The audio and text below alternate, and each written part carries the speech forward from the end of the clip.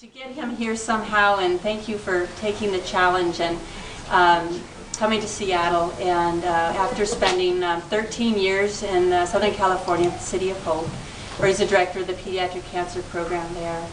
But he also has spent some time up here in Washington, where he did his fellowship at the University of Washington's pediatric hematology oncology. So he definitely knew what he's getting into with the weather. And his wife is wonderful and so kind to bring his children along. You know, it's not easy to adjust and leave your comfort zone and come to a new community, which, how lucky for them to be here in Bainbridge Island. So without further ado, I know you all came to hear Dr. Jensen share.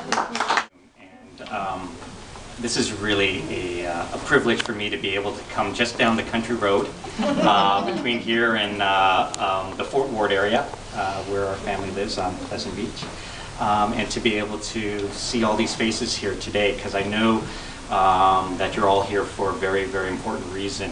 One way or another, a medical challenge that faced a child somehow connected with your lives and perhaps changed your lives and changed your perspective very fundamentally about how precious life is. I'm hoping to spend just a few minutes of your time to tell you a little bit more about the mission of Seattle Children's Hospital as it continues to evolve for our community, for the children that we need to treat tomorrow and the children that we'll be treating a decade and 100 years from now.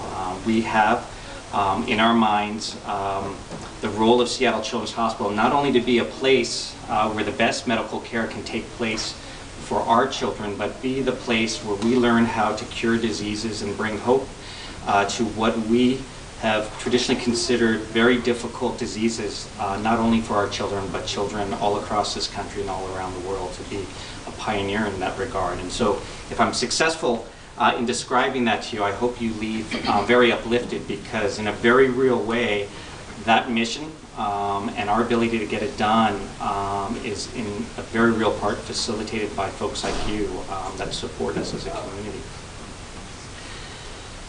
So I think just seeing these pictures and hearing a snippet of these children's story, it takes your breath away. It does for me, in the sense that as a pediatrician and a pediatric cancer specialist, when you heard terminologies about their diagnoses, the courage that it took for those children, the parents of those children, the family of those children, the community of those children to face those problems is tremendous. Whether it is a congenital heart defect, that problem with the diaphragm and the lungs not developing, and in a very significant way, cancer. And cancer came up on in these stories of these children, and cancer is part of the story of the children on this wall here. And in fact, cancer is the leading cause of death from disease in the United States. Who would have thought?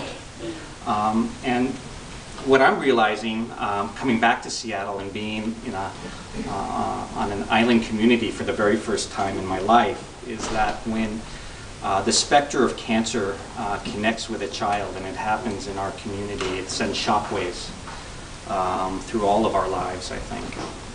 And even more so when the outcome, despite the best efforts of that child or that child's family and doctors and nurses, isn't a positive one. It's another shockwave that ripples through our community and our lives. And there are two children up on this wall who, despite heroic efforts on everyone's part, the cancer was not able to be cured, and we lost them, and we won't have them back. And I think that notion that cancer can make children sick and be a disease that we can't cure still in 2012, that's pretty upsetting. We're investing a lot of effort in medical research, and why can't we get that story over with? And what I'm going to tell you about, I think, is an important part of getting that story over with. And what I mean by that is the ideal of the future where if Ginger is doing a book report 10 years from now and she needs to learn something about childhood cancer, she'll have to go to a Wikipedia medical history textbook to figure out what that is. Our goals are lofty, and I want to tell you about them.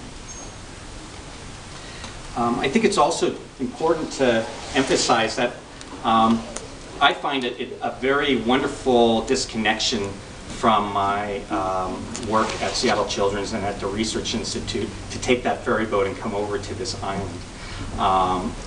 You feel it as you approach and you get off, and on a weekend day like this, you feel disconnected from that whole morass of activity. But I think it's also important to know that over on the other side of the water is a world-class children's hospital that is open 24 hours a day, 7 days a week, week in and week out, year after year. They're there for our children, and they are a world-class group of physicians, surgeons, nurses, therapists, pharmacists, and we're very lucky to have them in our community.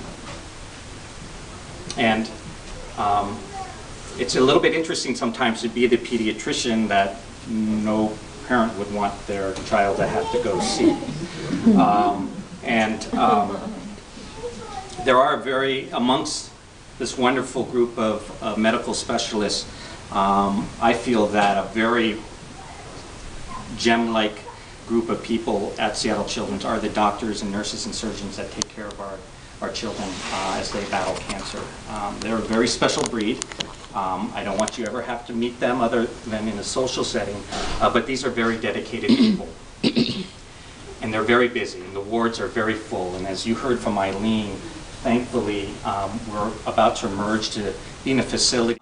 Many people know about T cells because we've learned that HIV virus, when it spreads in the body, it attacks T cells, these immune cells, and makes the immune system basically crumble, and that's how HIV propagates and makes individuals sick with opportunistic infections.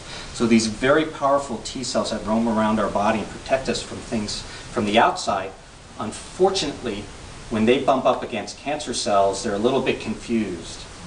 And T cells have to decide, am I going to attack and get rid of you, or am I going to keep you safe and move on? And you can imagine for the immune system, it has to make that decision all the time, and if it guesses wrong and chooses wrong, then that T cell starts attacking normal cells, and that's when we get things like diabetes and rheumatoid arthritis and MS. So you can imagine it's a very difficult situation for the T cell, and cancer cells take a lot of energy to become invisible to the immune system. So our technologies, in a nutshell, to be brief, I know, do we have a couple hours? We have I don't see any notes being taken. So in a nutshell, what we're doing, what we're learning to do, and what we're going to use our biofactory to be able to test in carefully controlled clinical trials is from a tube of blood from a patient, we can isolate those T cells. They're very powerful. And we've learned how to grow them from a few cells in a tube to billions of cells outside the body, more than the immune system could normally do on its own. How it gets us over a cold. And we're just tweaking that system outside the body. So now, from a child will come their own therapy that came from their body. It's their own T cells. It just has a new app.